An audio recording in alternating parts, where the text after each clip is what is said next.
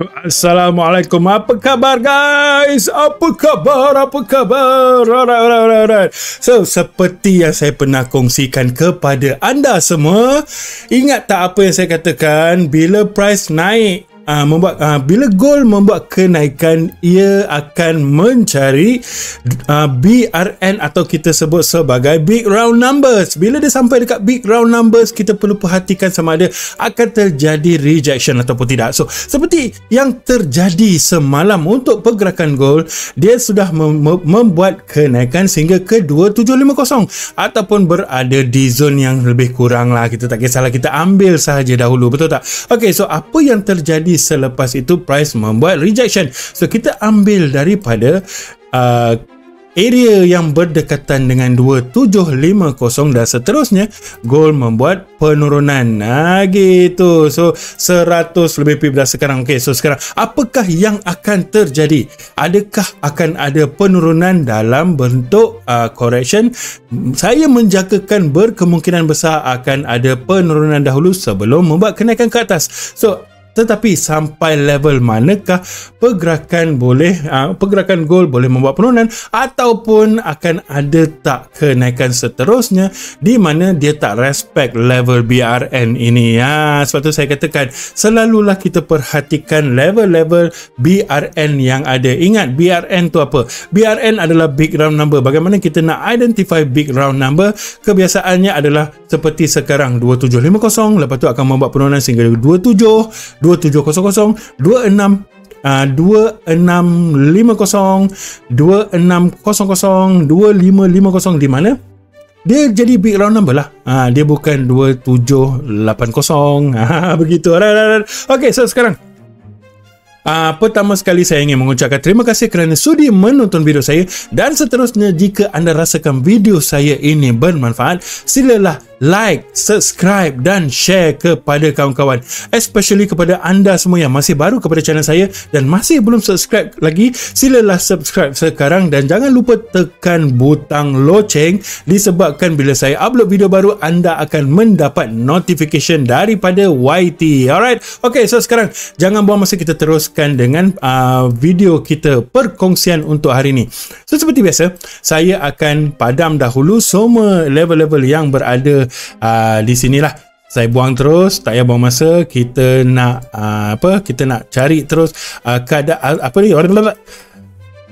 storyline yang baru. Cakap pun tak betul lah. Okay, tak menjadi masalah. Okay, yang ini saya masih simpan dulu. Yang ini mungkin ada perubahan sedikit. Kalau kita lihat daripada pergerakan sebelum ini, di mana kita menjangkakan price touch area to monitor kita dan seterusnya membuat penurunan sehingga ke area to monitor kita yang berada di sebelah sini. Bermaksud pergerakan ini dah komplit dan seterusnya akan membuat kenaikan ke atas. Cuma adakah pergerakan ke atas ini dah habis ke belum? Ini yang kita akan rungkai nanti. Alright, so saya akan buang ni semua dahulu sebab dia dah touch, dah tak pakai dah. Yang ini pun saya akan buang dan seterusnya saya akan simpan apa-apa yang berada di atas. Okay, so apa yang saya akan buat, saya tak perlulah bercerita daripada sudut storyline sebab nampaknya kalau kita bercerita daripada sudut storyline, benda dah tak cantik dah. Begitu. Kita hanya menjangkakan sekarang adakah akan ada kenaikan ataupun akan ada penurunan. So, apa yang saya akan buat, kita akan melihat daripada sudut daily dahulu supaya mudah untuk kita menjangkakan apakah yang akan terjadi nanti. Alright. So, seperti biasa saya akan buang semua benda ni dahulu supaya kita tak nak semakkan mata kita. Dalam masa yang sama, saya akan simpan market structure ini sebab market structure ini masih belum di-touch lagi. Anda perlu faham yang tu. Masih belum di-touch bermaksud market structure ini masih boleh diguna pakai. Cumanya apa yang terjadi sekarang, gold sudah membuat kenaikan. Adakah sekarang akan terjadi penurunan? So pertama sekali kita akan melihat daripada sudut Elliott wave.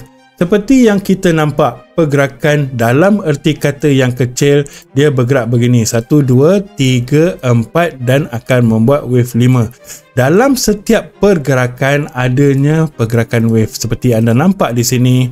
Okay, benda yang tetap akan ada di sini, dia akan ada di sini.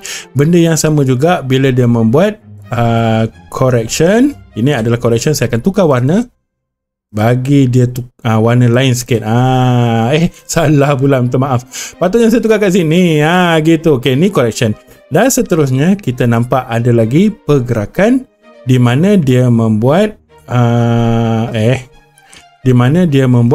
pergerakan impulse lagi sekali. Nampak Okey, so dia akan membuat kenaikan lagi sekali sampailah ke level yang berada di atas ni. Dan bila sampai ke atas ni, apa yang terjadi? Price membuat correction lagi sekali. Dan seterusnya, adakah akan ada kenaikan lagi? Of course lah. Kalau anda dapat lihat di sini, adanya 3 pergerakan. Nampak tak? Tak cantik lah pakai ni. Pakai yang lagi satu lah. Satu lagi tu cantik sikit. Eclipse. Kalau anda nampak di sini, ada 3 pergerakan. Di sini juga tekak dah. Kering pula tiba-tiba. Di sini pun ada 3 pergerakan. Kenapa sini tak ada 3 pergerakan? Betul tak? Fikir logik betul-betul. So, bila kita nak bercerita daripada sudut market structure, kita melihat kepada terjadinya breakout di sini. Nampak?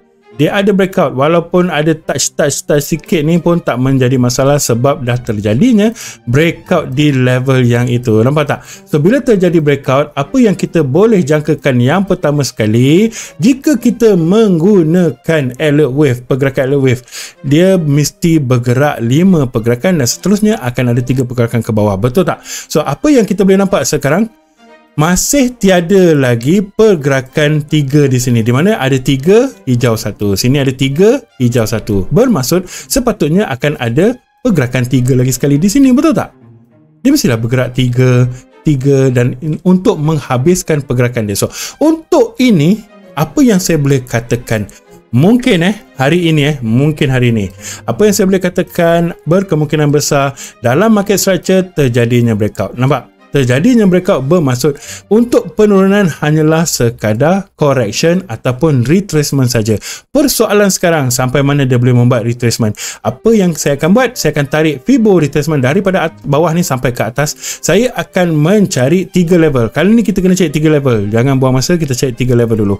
Okey, ini akan dijadikan area to monitor kita disebabkan ini adalah area 0.5 dan seterusnya 0.618 dan seterusnya yang terakhir adalah 0.786. Anda perlu melihat kepada 3 zon dahulu untuk hari ini disebabkan apa yang kita boleh katakan, ini adalah permulaan warna merah yang pertama. Nampak? Saya padam ni dulu. Dia bergerak dalam permulaan warna merah yang pertama, di mana di bawah ini semua ada 3 merah yang pertama, 3 merah yang kedua dan seterusnya akan ada 3 merah yang ketiga. Betul tak? Ini cara saya melihat kepada memudahkan LOA. Ini cara saya. Cara Saiful Zain. Terima kasih juga kepada cikgu saya sebab mengajar saya. Dalam masa yang sama juga terima kasih kepada Allah kerana memberi idea kepada saya. Tapi apa yang saya nak buat sekarang, saya nak mengajar kepada anda semua. Saya nak anda semua faham bagaimana untuk melihat kepada pergerakan LOA. Ingat, hari ini saya ada live mapping forecast bersama dengan tim SQD. Saya akan ajar LOA hari ini.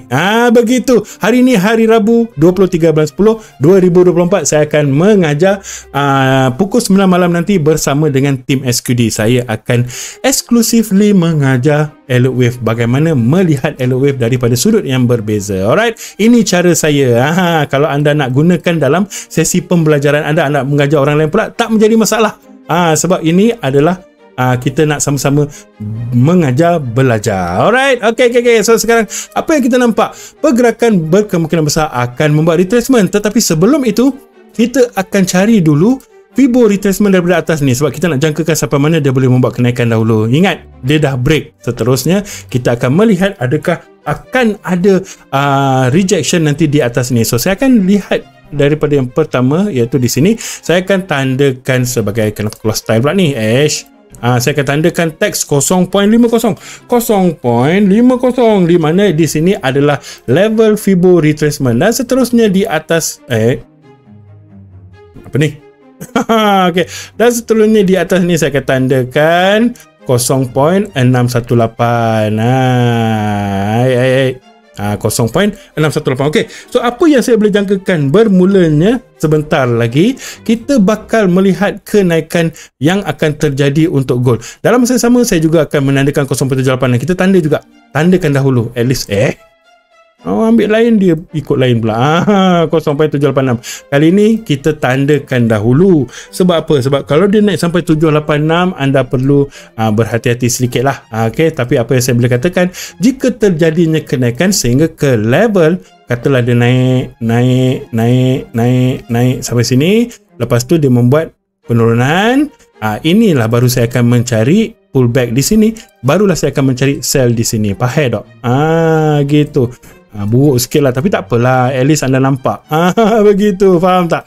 Betul tak? Bagi nampak sikit. Okay, so kenapa saya mengatakan bila ada pullback di sini? Sebab price dia akan break level-level yang ada di sini. Price break di sini, so bermaksud itulah momentum dia, dan seterusnya dia break di sini juga, bermaksud adanya break yang terjadi dalam pergerakan dia dan membuat pullback, barulah saya akan mencari peluang untuk entry sell. Alright, so saya buang yang ini dulu. So sekarang nampaknya gold sedang membuat kenaikan ke atas dalam erti kata laju pula tu. Okay, so bila laju ni saya ada berkemungkinan besar akan ada penurunan lagi, dan seterusnya apa yang saya akan buat, saya akan gunakan Fibo expansion ataupun extension daripada atas ni, turunlah sampai ke mana dia membuat lower yang baru ni, dan seterusnya saya akan mencari 0.618.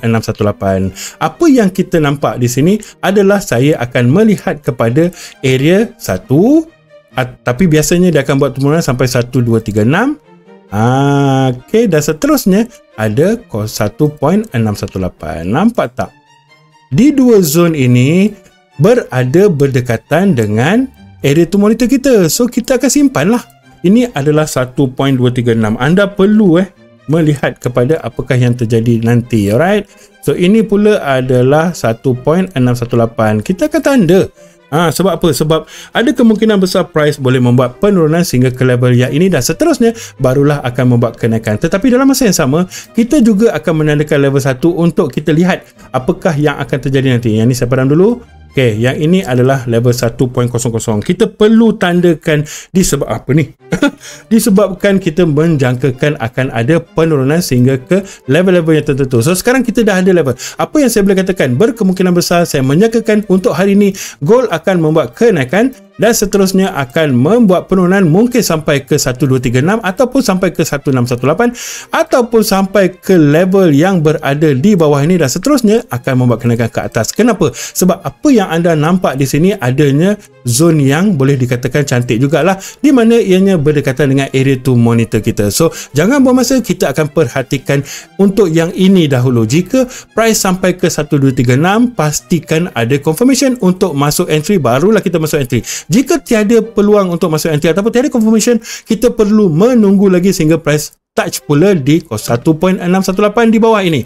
Dan seterusnya, jika tiada confirmation, apa yang anda boleh buat? Anda perlu menunggu di kotak berwarna purple ini, di mana kotak warna purple ni adanya zone, adanya juga area to monitor. Bermaksud kita akan melihat penurunan yang akan terjadi untuk gold pada hari ini dengan betul-betul 23/10/2024. Okey, saya menjangkakan akan ada penurunan. Kalau dia naik ke atas, bermaksud dia akan terus membuat kenaikan ke atas lah. Yang tu saya tak boleh buat apalah, sebab apa yang saya lihat daripada sini, pergerakan dah terjadi untuk 3 dan 4, di mana sekarang baru terjadi pergerakan untuk merah yang pertama. Nampak tak?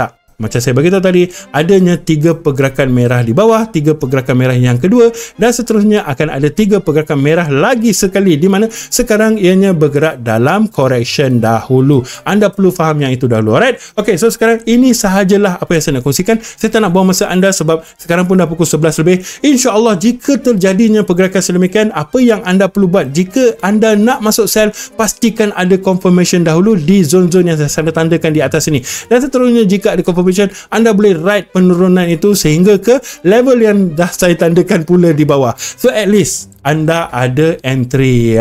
Begitu. Ini sajalah perkongsian saya untuk hari ini. InsyaAllah kita akan bertemu lagi pada malam nanti pukul 9 malam bersama dengan tim SQD, di mana saya akan mengajar pula melihat kepada pergerakan LOF dalam erti kata yang lain, berbeza daripada apa yang selalu diajarkan di luar sana. Alright, itu sahajalah daripada saya Saiful Zain, ataupun jangan panggil saya Sifu, tapi saya sekadar nama saya Cik Apple saja, lagi elok, lagi sedap untuk didengari. Ini perkongsian perkongsian saya. Jika anda rasakan bermanfaat, silalah share kepada kawan-kawan semua. Alright, jika ada soalan, tinggalkan di ruangan komen. InsyaAllah saya akan menjawab secepat mungkin. Nah, itu saja. Ini sajalah daripada saya. Terima kasih banyak. Assalamualaikum dan bye-bye. Yeah.